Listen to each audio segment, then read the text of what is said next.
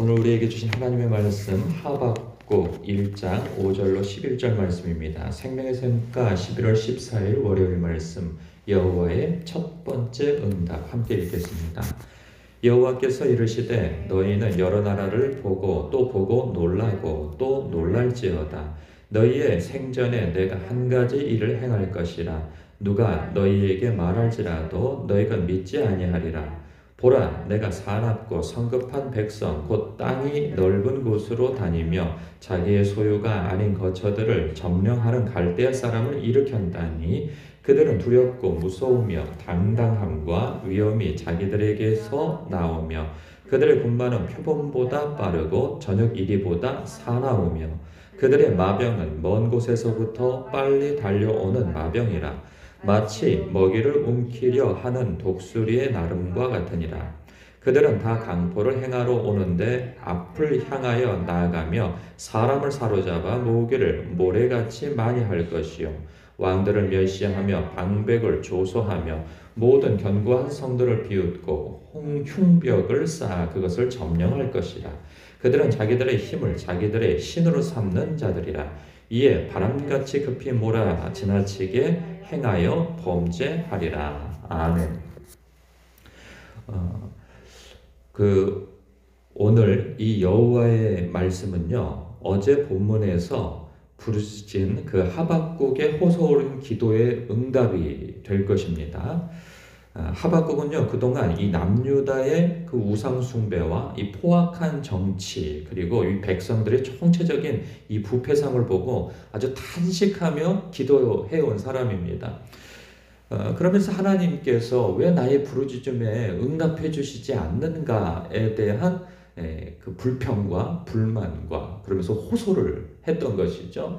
주님, 제 눈에도 보이는 이 현실이, 이 암담한 현실들이, 이 폐역한 현실들이 주님의 눈에는 보이지 않습니까? 어찌 이것을 그냥 두고만 보고 계십니까? 하나님의 백성이 하나님의 백성다운 모습이 전혀 없고 이 흉포함과 폐역함과 이 온갖 우상 숭배와 하나님을 대적하는 이러한 모습에 당신의 백성들을 어찌 그냥 두고만 보십니까?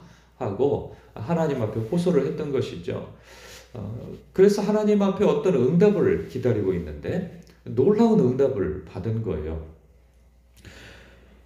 5절에 보니까요, 이래요. 여호와께서 이르시되 너희는 여러 나라를 보고 또 보고 놀라고 그리고 또 놀랄지어다. 너희의 생전에 내가 한 가지 일을 행할 것이라. 그러니까 하나님께서 주도하셔서 이런 어떤 일을 행하실 것인데 그 일은 어떤 일이냐면 누가 너희에게 말할지라도 너희가 도무지 믿어지지 아니할 그런 일이라 말씀을 하고 있는 거죠. 그러면서 보라, 내가 사납고 성급한 백성 곧 땅의 넓은 곳으로 다니며 자기의 소유가 아닌 거처들을 점령하는 갈대아 사람을 일으켰나니.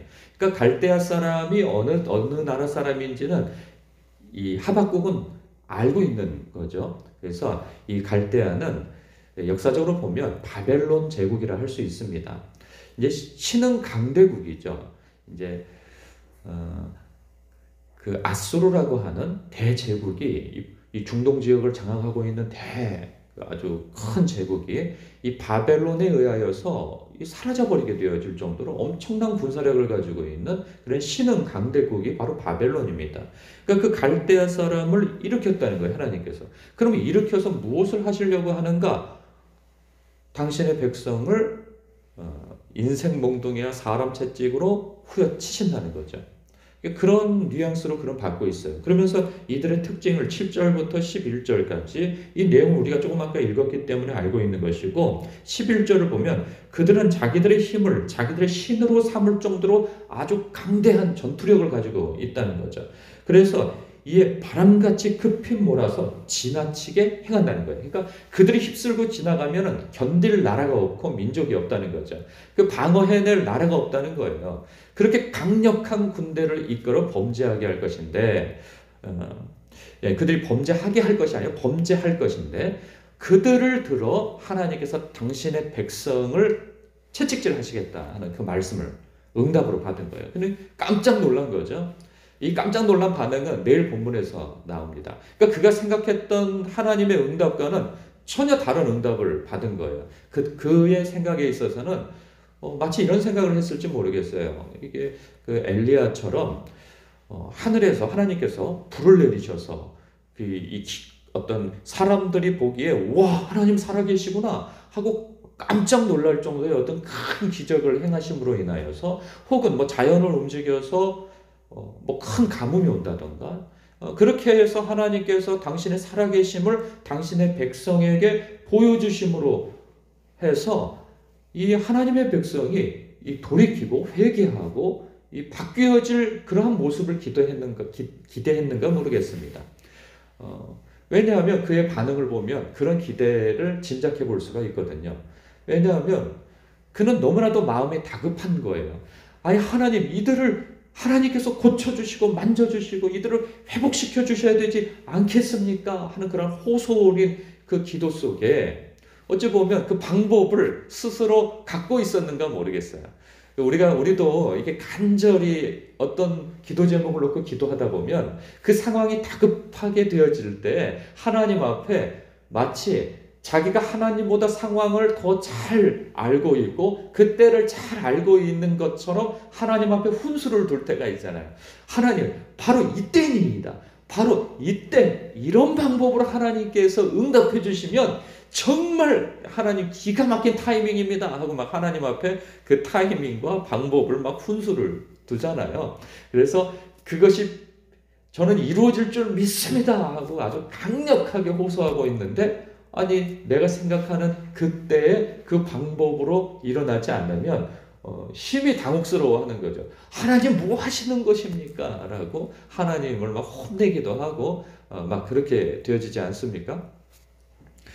그러니까 그런 정도는 아닐지라도 이 하박국의 그 당혹스러움은 바로 그와 버금갑니다.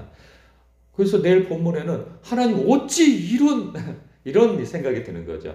아니 어찌 하나님의 백성을 하나님을 전혀 모르는 그런 이방인을 들어다가 아무리 하나님의 백성이 범죄했기로서니 아니 하나님을 전혀 모르는 이 하나님을 대적하고 패역한 족속을 들어서 그래도 하나님의 택함받은 거룩한 족속을 치시는 일이 있을 수 있습니까? 하고 아주 심히 당혹스러워하는 거죠.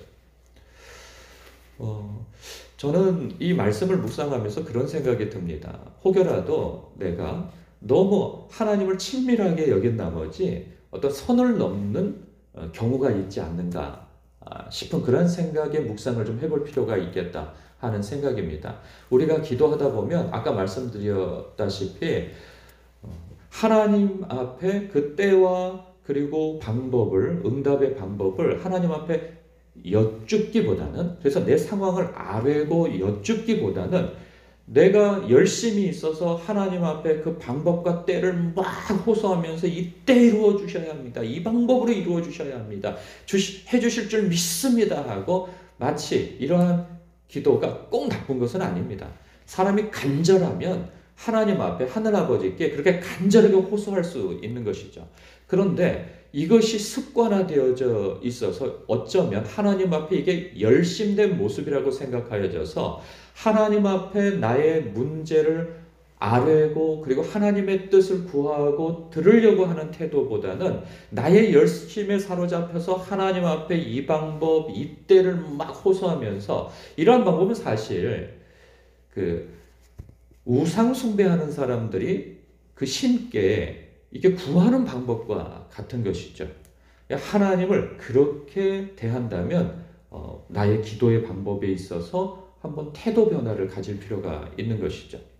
그리고 우리가 기분 나쁜 그 상담을 받을 때가 있어요. 그러니까 보통 사람들 다 기분 나쁜 상담은 무엇이냐면 이걸 어떻게 하면 좋을까요? 라고 묻는 태도보다는 자기가 결정을 다 해와서 이렇게 하려고 하는데 어떻게 생각하십니까? 아니면 이렇게 하려고 하는데요? 하고 온다면 아니 본인이 결정 다 해가지고 왔는데 뭐 우리한테 동의를 구하는 건가? 이제 이런 생각, 나한테 동의를 구하는 건가? 이런 생각이 들 때가 있잖아요.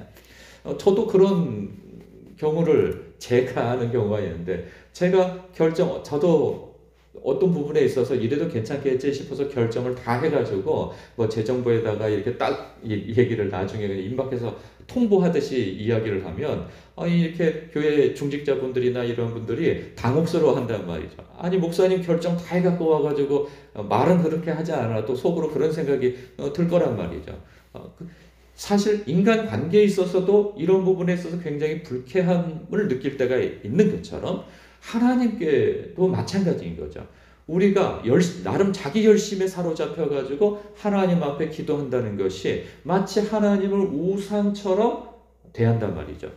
내가 이렇게 열심히 있고 이런 방법과 때를 정하였으니 이때 이루어 주심이 또 이런 방법으로 이루어 주심이 하나님이 할 일입니다 라고 하는 것처럼 그렇게 호소한다면 우리가 위치가 바뀐 것이 되는 거죠. 하나님이 하나님 되심이 아니고 바로 내가 하나님이고 하나님은 나의 심부름꾼이냐 여기는 그런 태도도 될 수 있다 하는 부분에 있어서 나의 기도 생활에 있어서 그런 그 습관이나 패턴 이러한 부분에 있어서 돌아보고 내가 들으려고 하는 태도를 가지고 있나 늘 하나님 앞에 호소하며 이렇게 이루어주는 방법들을 자꾸 이야기하고 때를 이야기하고 있는 것은 아닌지 돌아볼 필요가 있겠다는 생각입니다.